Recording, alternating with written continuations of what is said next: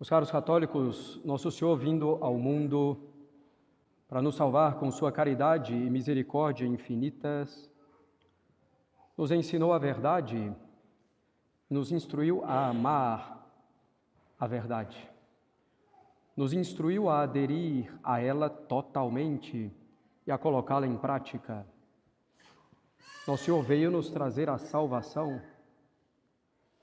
Todavia, sabendo que voltaria ao Pai, de onde veio, instituiu a Igreja, sua esposa imaculada, a fim de que a Igreja pudesse nos transmitir intactos seus ensinamentos, para que a Igreja prolongasse até o fim dos tempos os frutos da encarnação, da paixão, da morte e da ressurreição dele.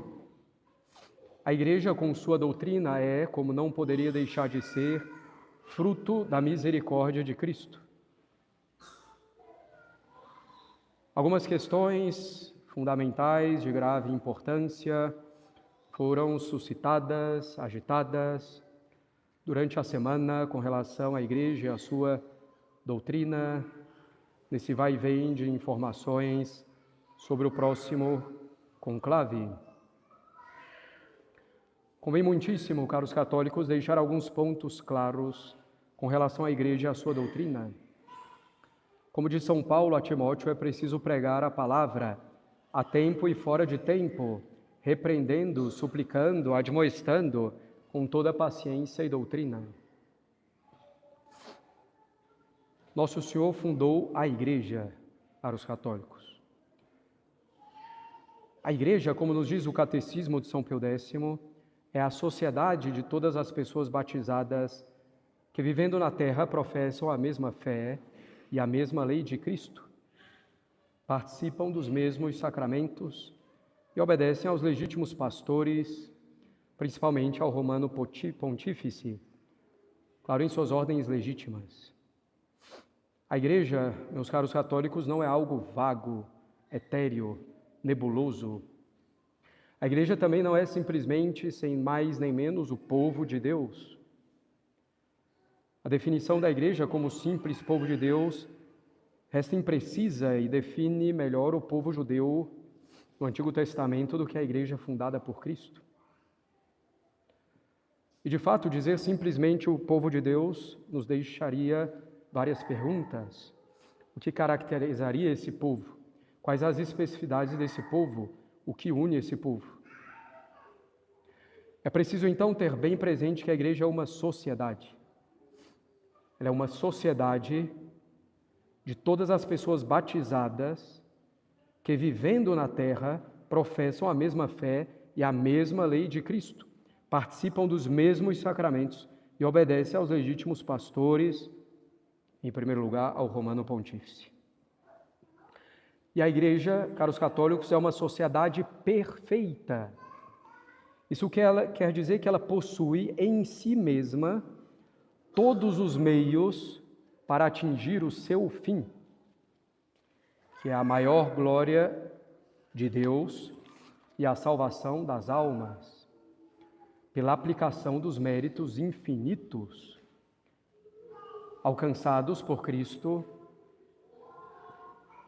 A Igreja também tem todos os meios para alcançar o seu fim, que é a glória de Deus e a salvação das almas, pela transmissão do ensinamento de Cristo, pela celebração dos sacramentos, pela incitação ao amor a Deus e à prática dos seus mandamentos.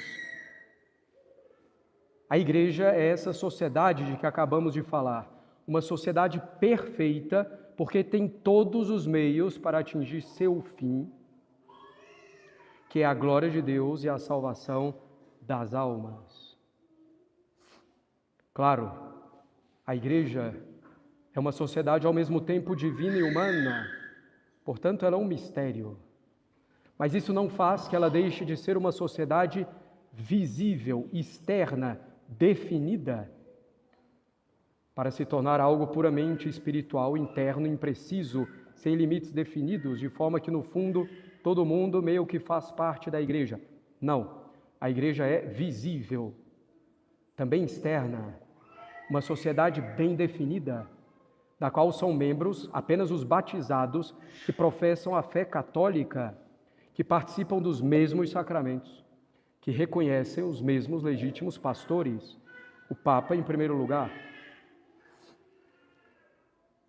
A Igreja foi fundada por Cristo. Ela possui, portanto, uma constituição que lhe foi dada pela segunda pessoa da Santíssima Trindade, por Deus Filho. A Igreja foi constituída por Deus como igreja hierárquica, como uma sociedade hierárquica. Nosso Senhor escolheu 12 homens que Ele nomeou apóstolos para que ficassem com Ele e pregassem. E Nosso Senhor deu aos 12 a missão de continuar a obra da redenção. Nosso Senhor diz aos apóstolos: assim como o Pai me enviou, também eu vos envio. Deus enviou Nosso Senhor para governar, ensinar e santificar. São justamente os 3 poderes que possuem os apóstolos e seus sucessores, os bispos. O poder de governar, de ensinar e de santificar os fiéis. Portanto, Nosso Senhor escolheu 12 e conferiu a esses 12 homens poderes particulares: governar, ensinar, santificar.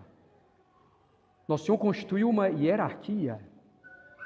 A Igreja, por instituição divina, é hierárquica.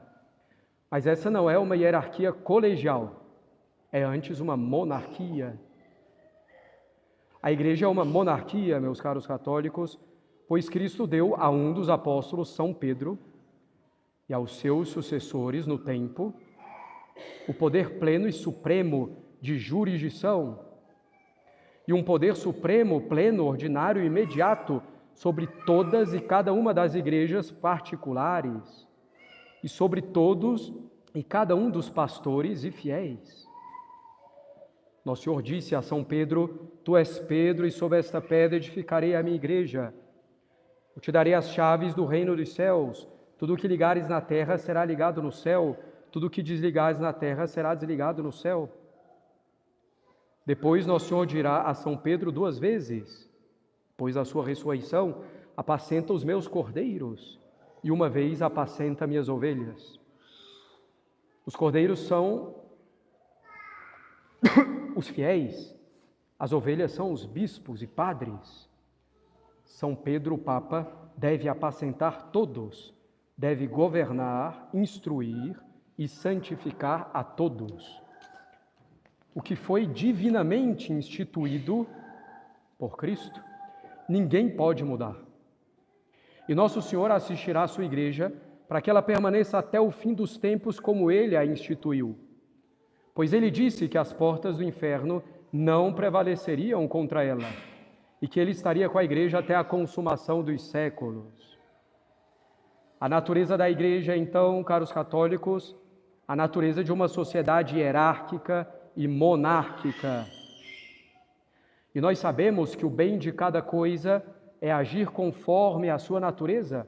O bem de um ser humano não é agir como um cachorro, é agir como um ser humano. E o bem de um cachorro não é agir ou ser tratado como um ser humano, é agir e ser tratado como um cachorro. O bem de cada coisa é agir conforme a sua natureza. Portanto, o bem da igreja e, consequentemente, dos fiéis e de todos os homens se verifica quando os membros da igreja agem em conformidade com a sua natureza, respeitando a instituição divina. Uma igreja hierárquica, monárquica. Não se trata em nenhuma hipótese de uma tirania, como é claro, pois o tirano governa para o seu próprio bem ou para o bem de um grupo. O Papa deve governar para o bem dos fiéis, para que os fiéis alcancem com maior facilidade a salvação. O Papa, sendo o soberano chefe da Igreja, é, ao mesmo tempo e pelo próprio fato de ser o chefe supremo, o servo dos servos. Sua função é servir a todos, promulgando leis que nos levem a Deus, ensinando com clareza e fidelidade a doutrina de Cristo, a doutrina de sempre da Igreja, assegurando a boa administração dos sacramentos e assegurando o culto devido a Deus. Agindo assim, Romano Pontífice, o Papa, espalhará a misericórdia divina sobre a terra e levará as almas para Deus. Aquilo que muitos desejam de ver o Papa praticamente como mais um entre os bispos, de ver a democracia instalada na Igreja, seja sob o nome de colegialidade ou sob o nome de sinodalidade, é um grande prejuízo para a Igreja e para as almas. Agir desse modo é um grande prejuízo para a Igreja e para os homens, é falta de fidelidade a Cristo. Como dissemos, o bem de uma coisa é agir em conformidade com sua natureza, e a natureza da Igreja não é colegial, nem democrática, nem sinodal, como querem entender. A Igreja é hierárquica e monárquica. Isso não significa que o Papa deva governar sozinho. Não, ele pode e deve pedir conselho, ele pode e deve ser auxiliado no governo da Igreja, mas jamais pode nem deve se igualar aos outros bispos. Como vimos, caros católicos, a Igreja tem como finalidade última a glória de Deus e a salvação das almas. Para atingir esse fim, a hierarquia recebeu de Cristo, como vimos, o poder de ensinar, além do poder de governar e de santificar. Esse poder de ensinar consiste em transmitir, guardar, declarar, defender, explicar aquilo que nosso Senhor ensinou. Não consiste em mudar, não consiste em inventar novas doutrinas, nem mudar a doutrina que nosso Senhor nos deu. Aquilo que nosso Senhor ensinou não pode mudar. Ele manda que os apóstolos ensinem aquilo que ouviram e aprenderam. A revelação feita por Cristo se encerrou com a morte do último apóstolo, São João, no início do século II. O Espírito Santo, como diz nosso Senhor, ensinou aos apóstolos todas as coisas e lembra a eles o que Cristo ensinou. Não há, portanto, depois da morte de São João, o último dos apóstolos a morrer, não há, portanto, mais nada para ser revelado. Tudo o que a Igreja ensina deve necessariamente estar contido no ensinamento dos apóstolos. A Igreja não pode, então, mudar aquilo que Cristo e o Espírito Santo ensinaram. A Igreja não pode mudar as verdades reveladas. A Igreja não pode inventar novas verdades reveladas, nem dizer que uma verdade deixou de ser revelada.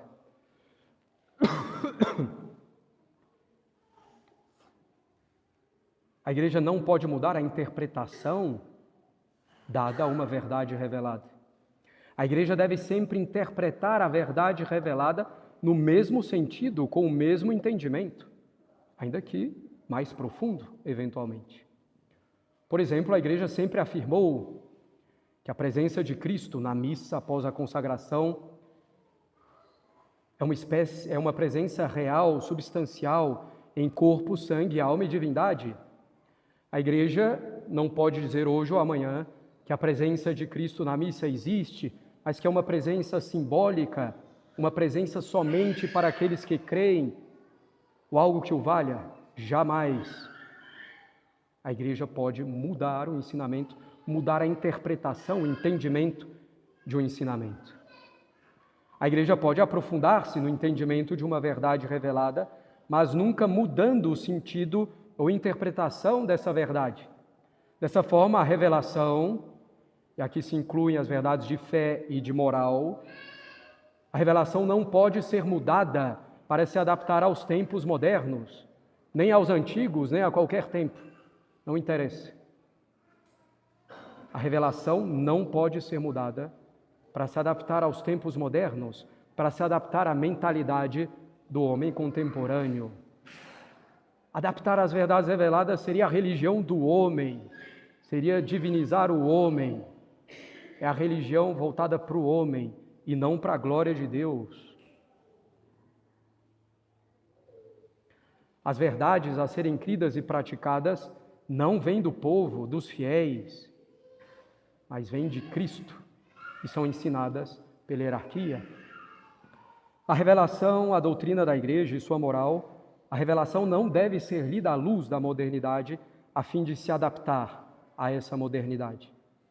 É a modernidade que deve ser lida à luz da revelação a fim de saber o que pode ser aproveitado da modernidade para o bem da nossa alma, sem tirar um jota dos ensinamentos de Cristo.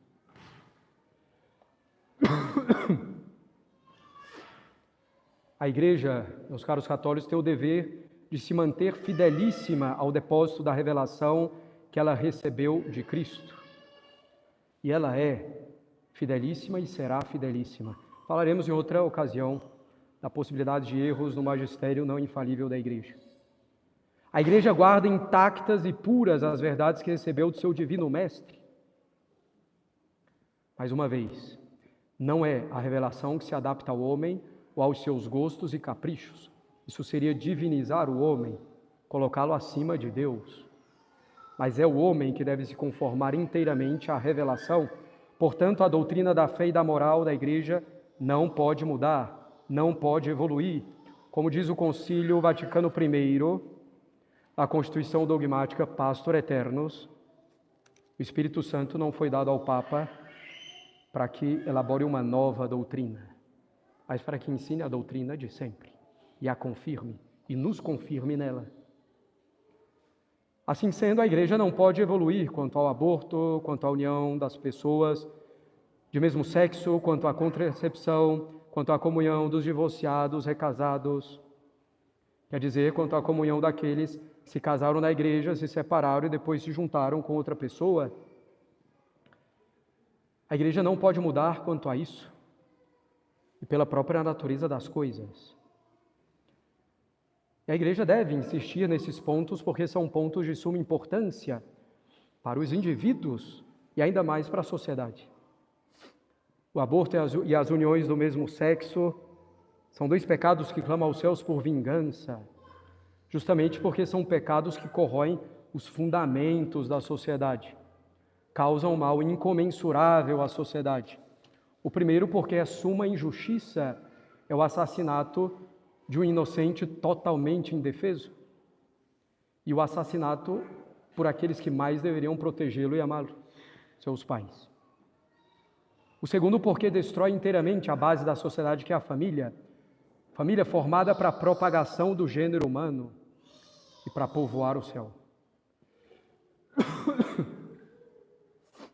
É óbvio que a pregação da Igreja não pode nem deve se reduzir a isso, mas é preciso insistir nesses pontos, sem esquecer os outros principais: a existência de Deus, a Trindade, a encarnação de Deus Filho, sua morte por nós na cruz, sua caridade, bondade e misericórdia para conosco, a instituição da Igreja, dos sacramentos. Se os homens da Igreja insistissem fielmente aos ensinamentos de Cristo nesse ponto e em todos os outros, a sociedade certamente não estaria no estado em que se encontra, não só afastada de Deus, mas revoltada contra Ele.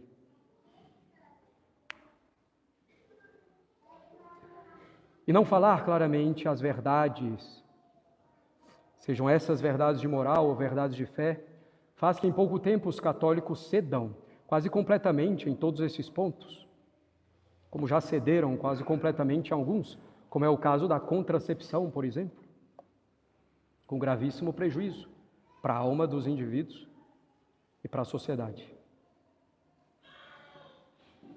Todos esses pecados, caros católicos, contracepção, aborto, uniões de mesmo sexo, divórcio, são pecados graves, mortais, como sabemos.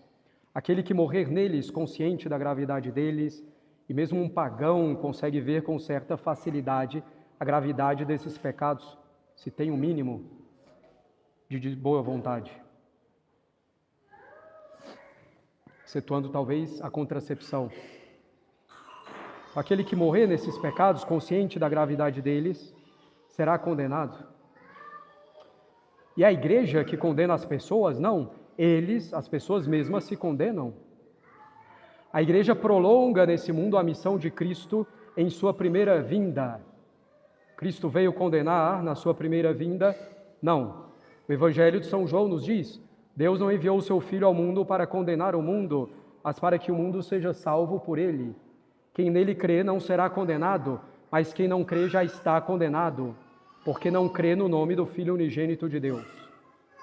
E a condenação está nisso, continua o Evangelho de São João. A luz veio ao mundo e os homens amaram mais as trevas do que a luz, porque suas obras eram más. Porque todo aquele que faz o mal aborrece a luz e não se aproxima da luz, a fim de que não sejam condenadas as suas obras. Não é a igreja que condena, é a própria pessoa que se condena e se prepara para ser julgada como tal por Cristo.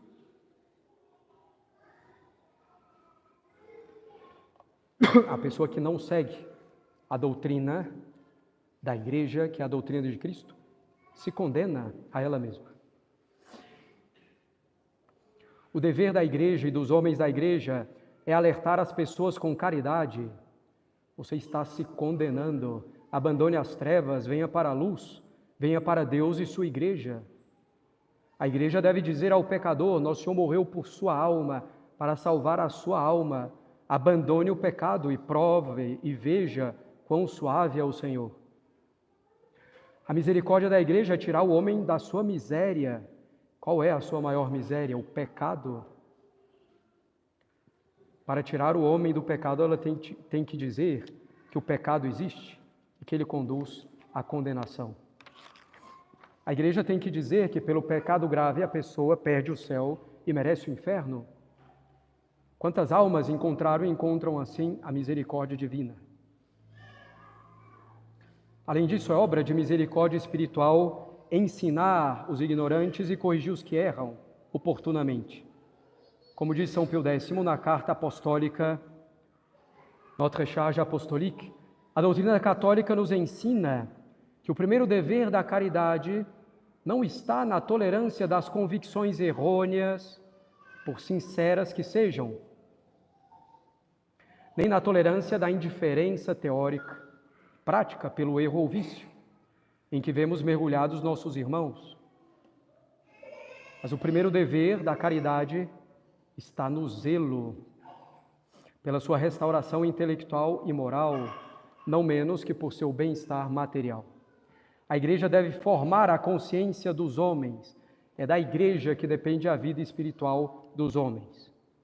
Não basta seguir a própria consciência para se salvar. É preciso seguir uma consciência bem formada, que busque realmente a verdade e que a amem.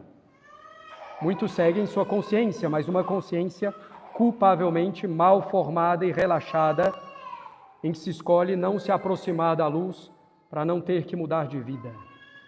A igreja deve formar as consciências.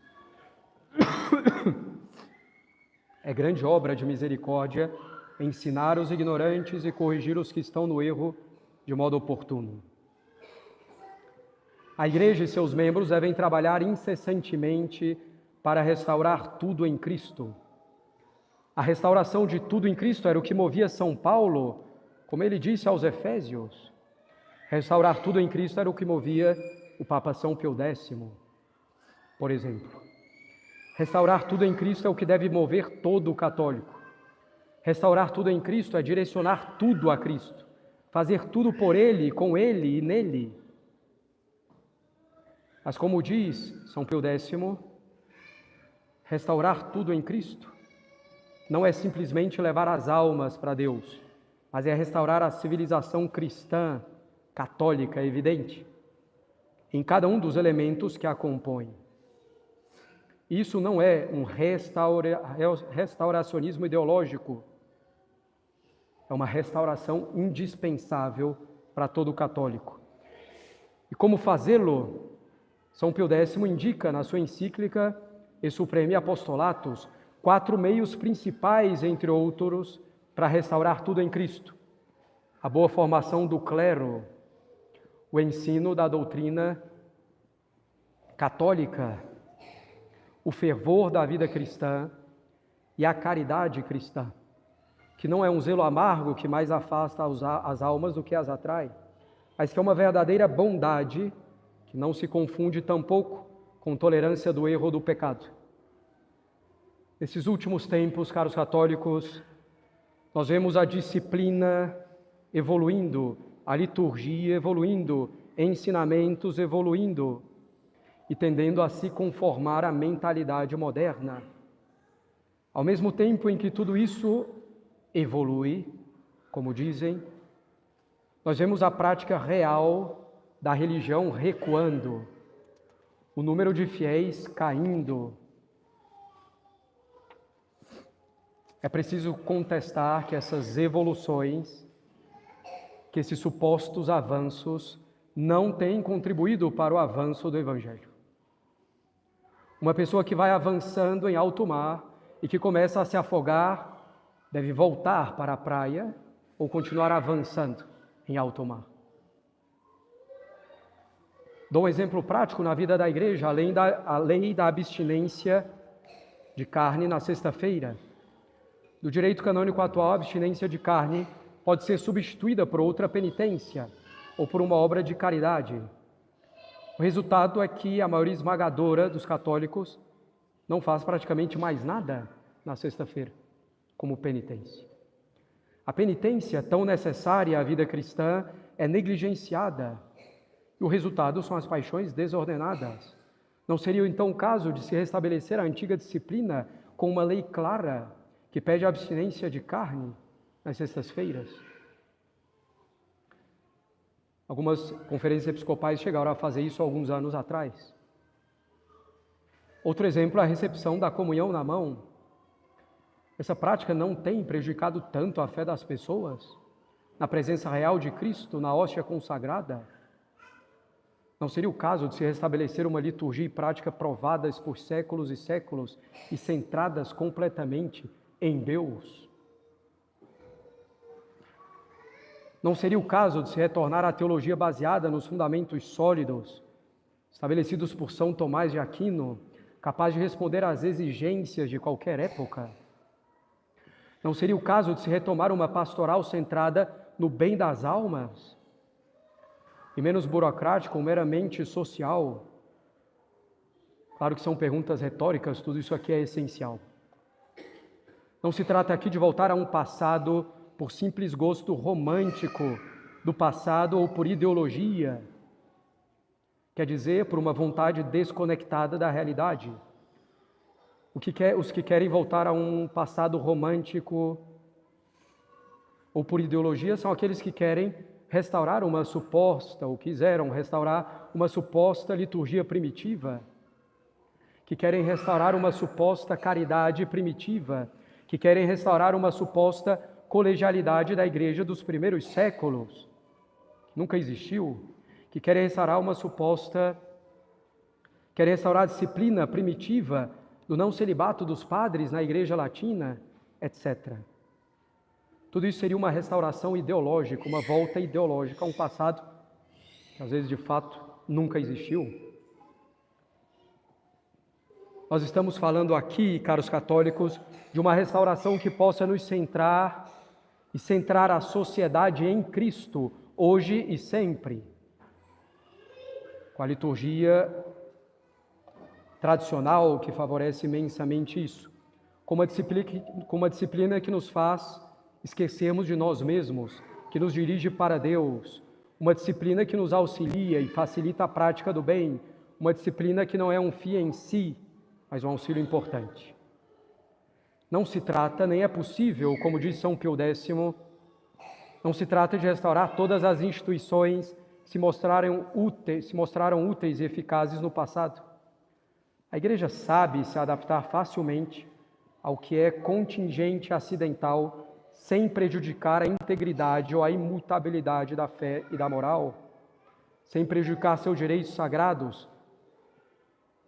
Todavia, muitos desses avanços prejudicaram, de alguma forma, infelizmente, a fé e a moral, em vez de favorecê-los.